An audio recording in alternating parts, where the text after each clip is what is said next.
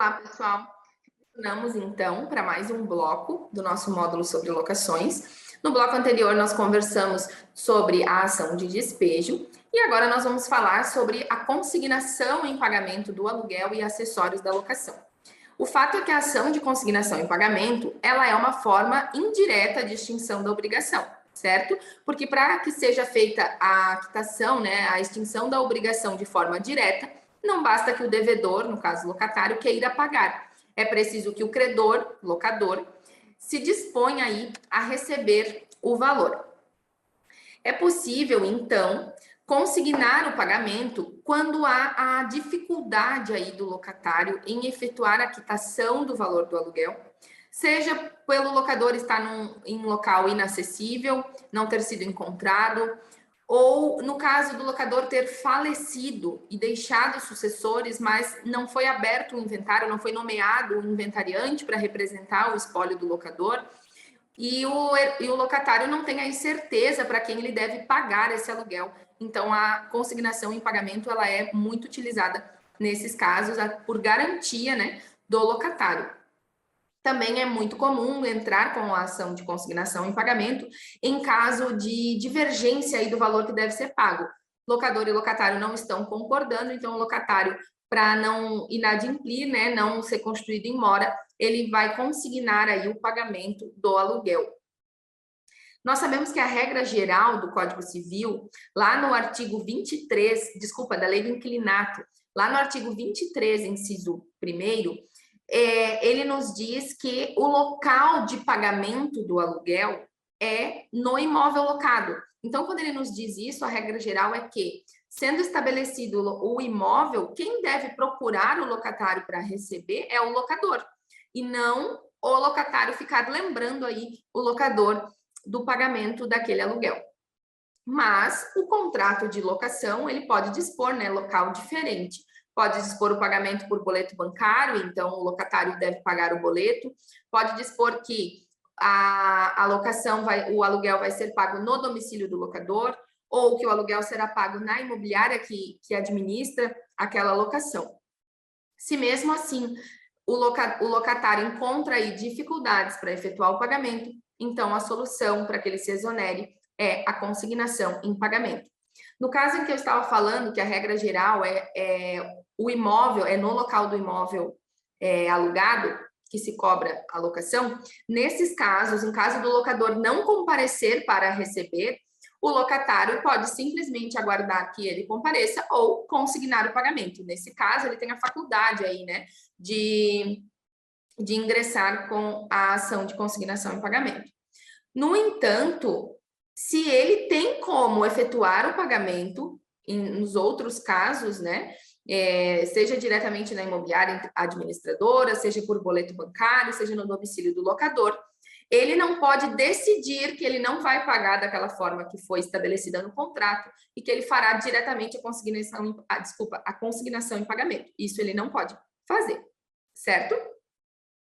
A ação de consignação em pagamento da Lei do Inquilinato, ela tem lá o procedimento dela previsto no artigo 67 e é considerado um procedimento especial por causa da sua agilidade, né? Um procedimento mais ágil do que o procedimento da ação de consignação em pagamento disposto lá no CPC. Existem diferenças bem claras aí entre a ação de consignação em pagamento da locatícia e a ação de consignação em pagamento geral, né? Enquanto no CPC nos diz que o depósito a ser consignado será em 5 dias, contados aí da expedição da citação, da determinação da citação do locador, na Lei do Inquilinato é 24 horas ele deve fazer o depósito dessa consignação, deve consignar o valor. Enquanto no CPC também, caso o credor, né, caso o locador alegue insuficiência do valor, que o valor foi depositado a menor, o réu, né, da ação, o devedor, deverá aí depositar o acréscimo, o valor devido, em 10 dias. Na Lei do Inquilinato, esse prazo é 5 dias e ainda é acrescido de 10% de multa. Outra situação que é diferente é que na Lei do Inquilinato diz que a consignação ela vai perdurar até a sentença. Então, ele vai consignar o valor inicial ali na ação de consignação e todos os aluguéis que forem vencendo durante a ação, o locatário, no caso, vai depositar, né, vai consignar em juízo aí na data dos respectivos vencimentos. E isso vai acontecer até o limite da sentença. No CPC não há aí essa disposição da data limite, certo? A petição inicial da ação de consignação e pagamento, ela, além dos requisitos do artigo 319 e 320 do CPC, que disciplina, né, sobre os requisitos da petição inicial, ela deve constar de forma clara e específica qual é o valor que o locatário ali está consignando em juízo, deve constar o valor aí discriminado, devidamente discriminado.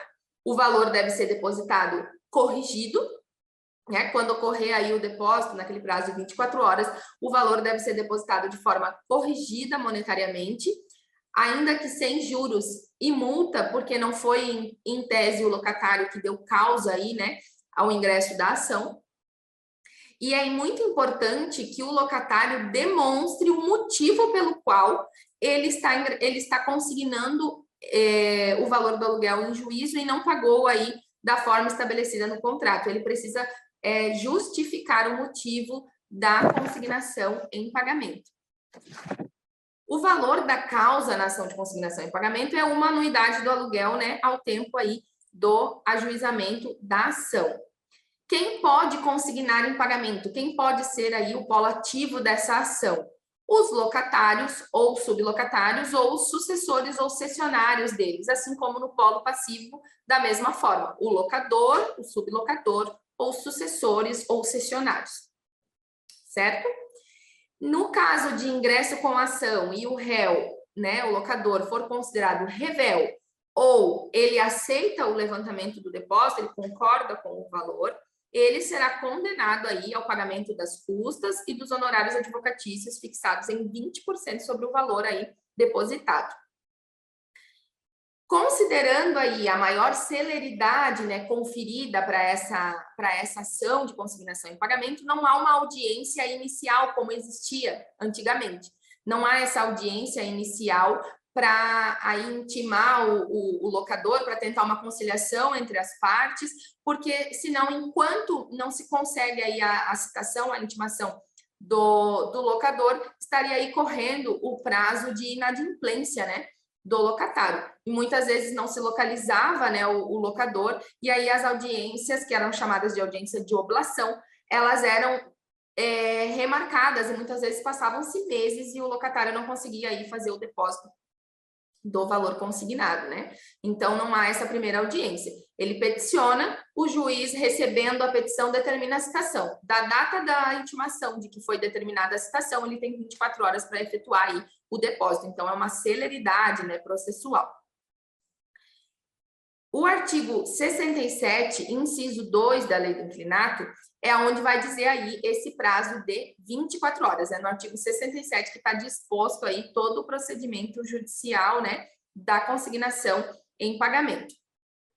É possível que o réu, sendo contestado, que o locador, né, ao contestar, desculpa, ele pode apresentar um pedido reconvencional. Ele pode pedir que seja, então, o locatário despejado e ainda pedir cobrança de eventuais valores. Então, ele pode não apenas contestar a consignação, mas também fazer um pedido inverso, né, reconvir aí e pedir o despejo e a cobrança.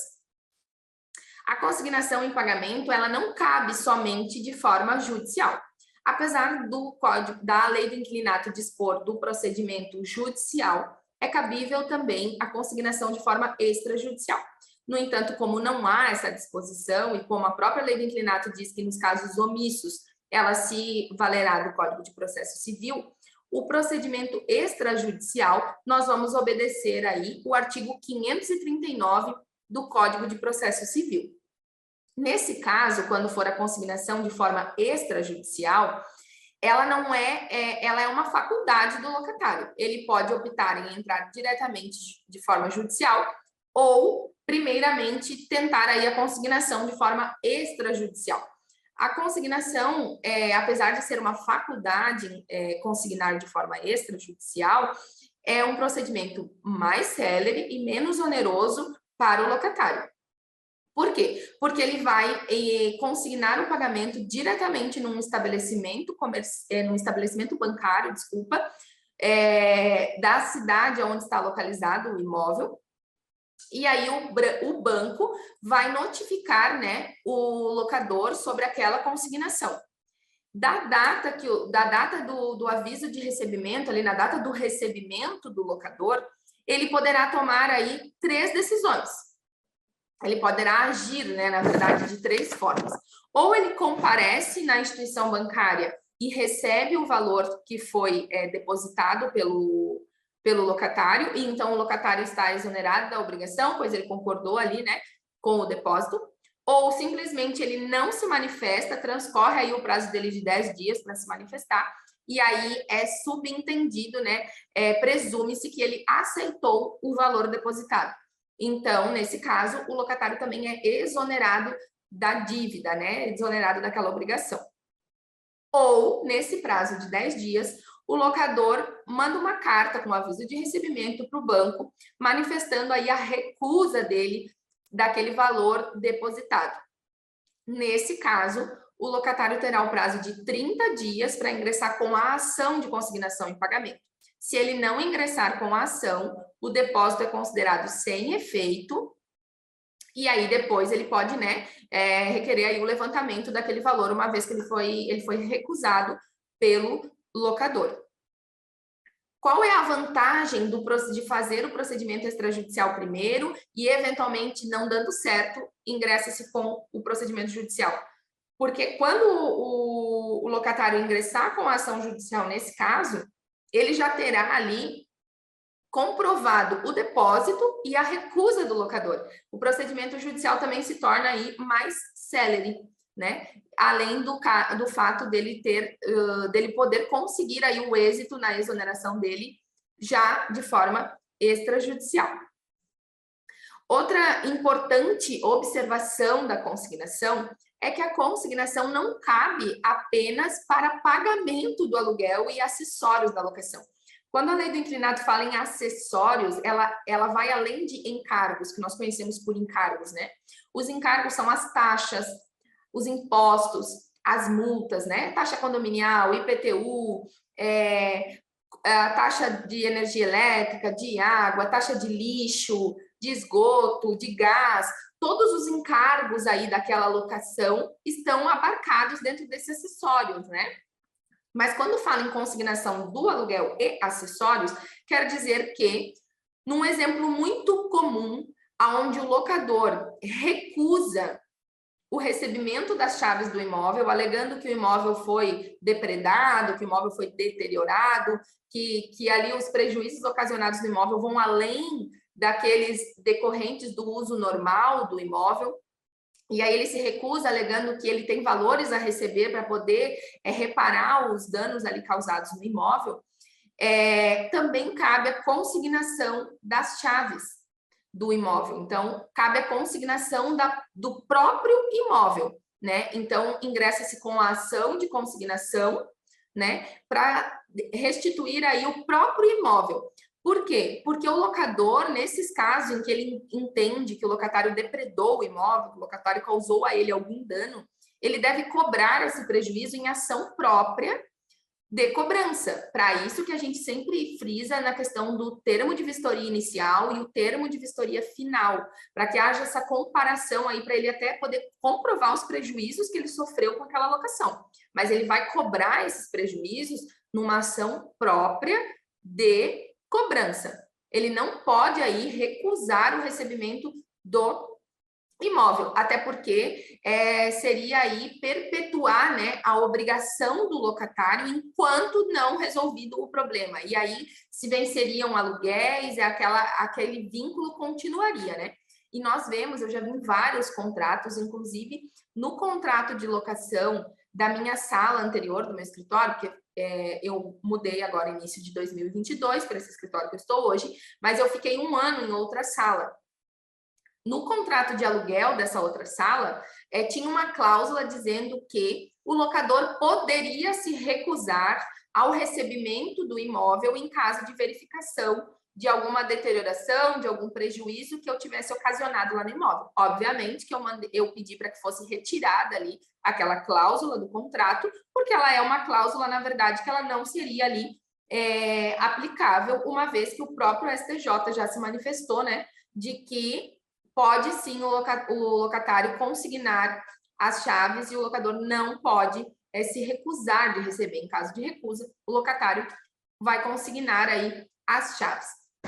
Eu deixei ali no material para vocês diversos julgados, né, falando não só da consignação em pagamento em si dos aluguéis, como da consignação aí das chaves do imóvel para restituição aí do imóvel ao locador. Então, nesse bloco, nós conversamos aí sobre a ação de consignação, sobre a consignação em pagamento dos aluguéis e encargos, né, e acessórios da locação, que essa consignação, ela não necessariamente precisa ser de forma judicial, o locatário pode optar aí pelo procedimento extrajudicial e que esse procedimento segue o Código de Processo Civil por não ter disciplina na lei do inquilinato, que o locatário somente pode consignar aí o pagamento se ele comprovar, né, que ele teve uma recusa do locador aí no recebimento do aluguel ou uma dificuldade em pagar o aluguel, e também cabe aí a ação de consignação em caso de recusa do locador em receber o imóvel ao término do prazo da locação. E aí, então, para que o locatário se exonere aí da locação daquela obrigação, ele vai consignar em juízo as chaves do imóvel e o locador terá que entrar com uma ação própria de cobrança para tentar aí comprovar e recuperar os prejuízos que ele entende devidos. Eu espero ter esclarecido minimamente possível, né, a consignação em pagamento, e fico à disposição de vocês, tanto aqui na plataforma, como no meu e-mail, no meu Instagram, para responder aí qualquer dúvida que vocês tenham sobre o tema. Até a próxima, que no último bloco nós vamos conversar aí sobre a ação renovatória. E aí nós concluímos o estudo da nossa lei do inquilinato de uma forma aí prática e geral, né? Até a próxima.